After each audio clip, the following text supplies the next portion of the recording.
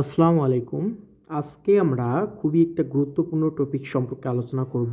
সেটা হচ্ছে ডোমেন ও রেঞ্জ নির্ণয়। ঠিক আছে? সো এটা হচ্ছে ডোমেন এবং রেঞ্জের যে বিষয়টা আছে, এটা নবম দশম শ্রেণীর অনুশীলনী 2.2 এর খুবই গুরুত্বপূর্ণ একটা টপিকস। কারণ দেখা যায় যে প্রতি বছর বহু নির্বাচনী পরীক্ষায় হচ্ছে এই টাইপের ম্যাথগুলো দেয়া থাকে, অথবা আপনার সেটের যে সৃজনশীল প্রশ্নটা আসে সেখানে গ নাম্বার অথবা খ নাম্বারে বলতে পারে তুমি হচ্ছে এইখান থেকে ডোমেন এবং রেঞ্জ বের করো। ঠিক আছে? তো আজকের যেটা আমাদের মূল উদ্দেশ্য বা আমাদের মূল ফোকাস যেটা, সেটা হচ্ছে ডোমেন এবং রেঞ্জকে এমনভাবে শেখা যাতে আজীবনের জন্য আমরা ডোমেন এবং রেঞ্জ চিনতে ভুল না করি। ওকে? তাহলে দেখেন, এত কথা বলার সময় নাই, ভিডিওটা শুরু করি। ডোমেন এবং রেঞ্জ প্রথম যেটা দেয়া আছে, দেখেন প্রথম যে ম্যাথটা দেয়া আছে বলছে এস ইকুয়াল, এইটা একটা অবশ্যই ক্রমচোর আপনি বলতেই পারেন। এবং এখানে বলছে এখানে দুইটা এলিমেন্ট দেওয়া আছে -3, 8, এখানে দেওয়া আছে -2, 3, -1, 0, 0, -1, 1, 0, 2, 3 হলে এস এর ডোমেন এবং রেঞ্জ নির্ণয় করে। এই টাইপের ম্যাথ যে সাধারণত আপনার সৃজনশীলের খ নাম্বার অথবা গ নাম্বারে দিবে এমনটা নয়, দিলেও দিতে পারে। তবে এই টাইপের ম্যাথগুলো সাধারণত নৈবেতিকে দেয়া থাকে। তো এই টাইপের ম্যাথগুলো থেকে ডোমেন এবং রেঞ্জ বের করা অনেক ইজি। কারণ দেখো, এখানে যখন বলছে যে এখানে যখন একটা ক্রমজোড়ের মধ্যে দুইটা এলিমেন্ট দেয়া আছে এবং বলছে ডোমেন এবং রেঞ্জ কত, আমরা জানি, দেখো আমরা যদি সলিউশনে যাই, ডোমেন মানে হচ্ছে কোনো ক্রমজোড়ের প্রথম উপাদান। কি বললাম আমি? ডোমেন মানে হচ্ছে কোনো ক্রমজোড়ের প্রথম উপাদানগুলোই হচ্ছে ডোমেন। তাহলে এখন যদি তুমি এগুলাকে ক্রমজোড় হিসেবে কল্পনা করো, -3, 8, -2, 3, -1, 0, 0, -1, 1, 0, 2, 3, তাহলে দেখো এই যে ক্রমজোড়টা আছে এখানে দুইটা করে উপাদান আছে। এটা একটা প্রথম উপাদান, এটা দ্বিতীয় উপাদান, এটা প্রথম উপাদান, এটা দ্বিতীয় উপাদান, এটা প্রথম উপাদান, এটা দ্বিতীয় উপাদান, এইভাবে চলতে থাকবে, তাই না? এখন যেহেতু আমি বলছি ডোমেন মানে হচ্ছে কোনো ক্রমজোড়ের প্রথম উপাদান, তাহলে এখন দেখো এর প্রথম উপাদান কত? -3, সো ডোমেন কত হবে? -3। তারপর হচ্ছে -2, সো -2 আমরা নিব। তারপর -1, -1 আমরা নিব।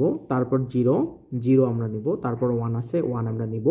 2 আছে, 2 আমরা নিব। তাহলে দেখো এইটার এই এস নামক যে ছেদটা আছে আমাদের, এইটার ডোমেন হচ্ছে -3, -2, -1, 0, 1, 2। অর্থাৎ আপনারা এইভাবে মনে রাখতে পারেন, ডোমেন হচ্ছে প্রথম উপাদানগুলো। ক্লিয়ার? এখন যদি বলে ভাই তুই হচ্ছে রেঞ্জ বের করে দেখাতো, তাহলে রেঞ্জের যে বিষয়টা আছে, রেঞ্জের হচ্ছে পরের যে উপাদানগুলো থাকবে এগুলোকে আমরা বলবো রেঞ্জ। তাহলে এখানে দেখো 8 আছে, সো এটা একটা আমাদের রেঞ্জ আমাদের কাছে।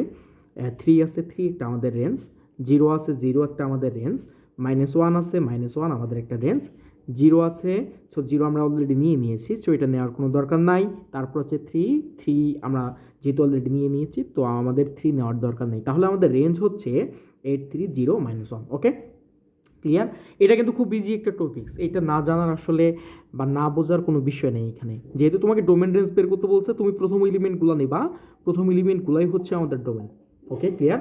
এবং আমাদের পরের যে এলিমেন্টগুলো আছে এই পরের এলিমেন্টগুলোকে আমরা বলবো রেঞ্জ। বুঝতে পারছো? তাহলে আমি এইভাবে আসলে ডোমেন এবং রেঞ্জ সাজাইছি। তাহলে দেখো 2 নম্বর যে ম্যাথটা এখানে দেয়া আছে এইটা তুলনামূলকভাবে একটু কমপ্লেক্স টাইপের। তো এই ম্যাথগুলো যে তোমার নৈবিত্তিকে বা বহু নির্বাচনীতে দেয়া থাকবে এমনটা নয়।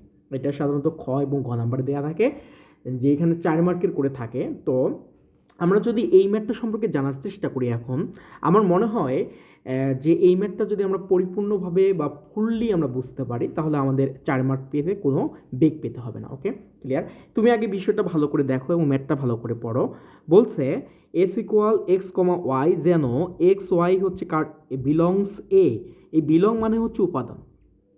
তাহলে একটা বিষয় দেখো, এক্স কমা ওয়াই বিলংস এ, তাহলে এ কার উপাদান? অবশ্যই, সরি, এক্স ওয়াই কার উপাদান? অবশ্যই এ সেটের উপাদান হবে।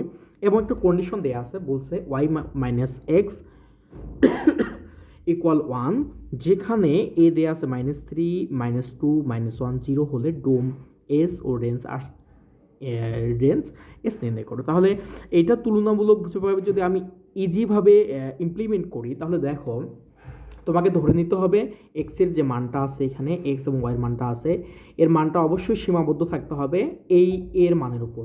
ওকে? বুঝতে পারছো? এক্স এর যে মানটা আছে আমাদের, এক্স এবং ওয়াইয়ের মানটার সীমাবদ্ধ থাকতে হবে অবশ্যই অবশ্যই এই মানটার উপর। ওকে, এবং তুমি কন্ডিশনের দিকে নজর দিবা যে কন্ডিশন যেটা দেয়া আছে এবং এই কন্ডিশনের উপর বেস করে তুমি হচ্ছে আসলে শর্তগুলো পূরণ করবে। এখন দেখো আমি যদি কন্ডিশনটা দেখি, যে সলিউশন নাম্বার 2, দেখো কন্ডিশন কি দেওয়া আছে এখানে, ওয়াই মাইনাস এক্স ইকুয়াল হচ্ছে 1। তুমি যদি এক কাজ করো ভাই, যে আমি হচ্ছে এক্স এর মানের জন্য ওয়াই মানটা বের করবো, তাহলে তুমি লিখতে পারো যে ওয়াই ইকুয়াল হচ্ছে কি এক্স প্লাস ওয়ান। কেন এক্স প্লাস ওয়ান হইলো? কারণ এইদিকে এক্স আছে মাইনাস, ওই দিকে গেলে কি হবে প্লাস, তাহলে এক্স প্লাস ওয়ান। সো এটা একটা কন্ডিশন আমাদের ক্লিয়ার। আমাদের যে সেটি কন্ডিশনটা দিয়ে আছে এটা আমরা লিখলাম সেমভাবে। আমি যদি এখন বলি যে ভাই আমি হচ্ছে এক্স এর মানের জন্য ওয়ার মানগুলো বের করব, তাহলে আমি দেখো যে ওয়ার মানটা বের করব, এক্সটা এদিকে আছে, এক্সটাকে এদিকে পার করে দিলাম। এখন তুমি যদি বলো যে ভাই আমি হচ্ছে এক্স এর মানটা বের করব বা ওয়াই মানের জন্য এক্স এর মানটা বের করবো, তুমি এইভাবে লিখতে পারো যে এক্সকে ওইদিকে পাঠিয়ে দাও, পাঠিয়ে দিলে কী হবে প্লাস হবে, দেন ওয়ানটাকে এদিকে নিয়ে আসো, তাহলে ওয়াই মাইনাস ওয়ান। এটা একটা হইতে পারে, এটা একটা কন্ডিশন হইতে পারে, এটা একটা কন্ডিশন হইতে পারে। আশা করি আপনারা বুঝতে পারছেন। তাহলে এখন দেখেন আমি এখানে যে কাজটা করব সেটা হচ্ছে একটা আমি ছক টেনে নেব। কি টেনে নেব? ছক টেনে নেব। তাহলে এখন যে বিষয়টা তোমরা লক্ষ্য করবা, আমরা যেহেতু এক্স এর মানের জন্য ওয়াই এর মানটা বের করব, তাহলে দেখো এখানে আমি লিখবো এক্স, তাহলে আমাদের ওয়াই কত হবে? ওয়াই ইকুয়াল হবে এক্স প্লাস ওয়ান, তাই না? তাহলে এখন দেখো এক্স এর মানটা আসলে কোন মানগুলো পসিবল। এক্স এর মান আমরা জানি যে এ সেটের উপাদান সংখ্যাই হবে এক্স এর মান। তাহলে এক্স এর মান কোনগুলো পসিবল? -3, -2, -1, 0। তাহলে এখানে আমি বসাবো এক্স এর মান -3, -2, -1, 0। এর বাইরে যে তোমাকে আরো মান বসাইতে হবে কোনো দরকার নাই, কারণ হচ্ছে এখানে বলেই দেয়া আছে যে এক্স এবং ওয়াই এর মানটা হবে এ, যে এ নামক সেটটা আছে এর উপাদান, সেজন্য আমি এক্স এর মানটা বসাইছি -3, -2, -1, 0। এখন দেখো ভাই তুমি যে এখানে কাজটা করবা সেটা হচ্ছে তুমি এক্স এর মানটা এখানে কত আছে বলো তো? এক্স এর মান যখন -3, তখন এক্স এর মানটা এখানে বসাও। তাহলে এক্স এর মান যদি -3 বসাও, তাহলে -3 + 1 কত হবে তোমার? 2 হবে না? সো 2 হবে এখানে। ওকে, ক্লিয়ার। এখন দেখো এক্স এর মান যদি -2 হয়, এখানে -2 বসাও, তাহলে -2 + 1 তাহলে কত হবে? -1। আবার এক্স এর মান যদি তোমার কত হয়? -1 হয়, তাহলে -1 এখানে বসাও। -1 যদি এখানে বসাও তাহলে কত হবে? -2। আবার এক্স এর মান যদি তোমার হয় 0, তাহলে এখানে 0টা বসাও, তাহলে কত হবে? 1।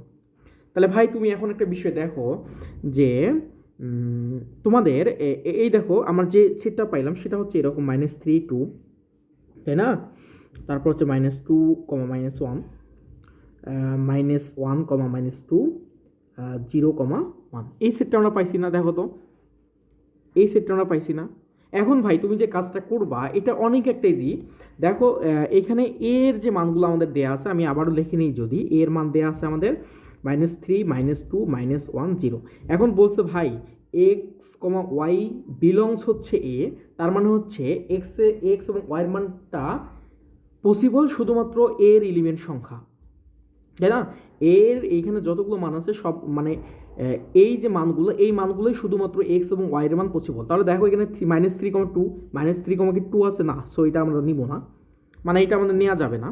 তারপর দেখো আমাদের -2, -1, সো -2, -1 এটা কন্ডিশন স্যাটিসফাইড, এটা আমরা নিব। -1, -2, -1, -2 আছে, এটা কন্ডিশন স্যাটিসফাইড, আমরা নিব। 0, 1, 0, 1 কে আছে আমাদের নাই ভাই, এখানে 1 নাই, এখানে -1 আছে, সো এটা আমাদের নেওয়া যাবে না। এখন যদি বলে ভাই আমরা ক্রমজোর এখানে পাইছি দুইটা, এইটা একটা ক্রমজোর আমাদের, এইটা একটা ক্রমজোর। এখন যদি বলে ভাই তুই এখান থেকে ডোমেন বের কর, তাই ডোমেন বের করতে পারবো না। ডোমেন মানে হচ্ছে কোন ক্রমজোরের প্রথম উপাদান। তাহলে ডোম আমাদের কি হবে? ডোম আমাদের হবে -2, তার প্রথম উপাদান এটা, -2, -1। ওকে, তাহলে আমাদের রেঞ্জ কি হবে বলো তো? রেঞ্জ হবে পরের উপাদানটা, তাই না? রেঞ্জ হবে কত আমাদের? তাহলে -1, -2। আশা করি আপনারা বুঝতে পারছেন। তো এই টাইপের ভিডিওগুলো, এই টাইপের যে ম্যাথগুলো থাকবে আপনারা হচ্ছে এইভাবে খুব সহজে ইজিলি সলভ করতে পারেন। তারপরে যদি কোনো বেগ পেতে হয় আপনারা অবশ্যই অবশ্যই কমেন্ট করবেন, আমি সমাধান করার চেষ্টা করবো ইনশাল্লাহ। আর ভিডিওগুলো হচ্ছে ফুলফিললি দেখবেন, যদি শেখার জন্য দেখেন, যে ভিডিওর কোয়ালিটি ভালো না আমি দেখবো কেন, এটা সেটা আমার মনে হয় যে শেখার জন্য দেখলে অনেক কিছু শেখা যায়। ওকে, আর সবাই ভালো থাকবেন, ধন্যবাদ।